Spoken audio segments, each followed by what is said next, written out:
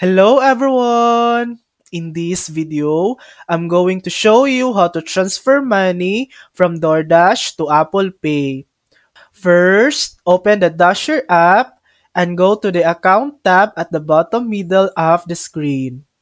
Tap on Dasher card, sometimes labeled Dasher Red card. Next, tap on Dasher card. On the next screen, you'll see an option that says Add to Apple Wallet. Tap on it.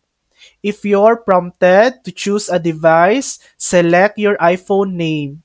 Your card details will automatically be added to Apple Pay.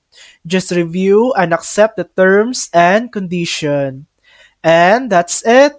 You've successfully connected your Dasher card to Apple Pay. And now you can easily use your DoorDash earnings directly from your iPhone. And that's it. That's how to transfer money from DoorDash to Apple Pay. Thanks for watching.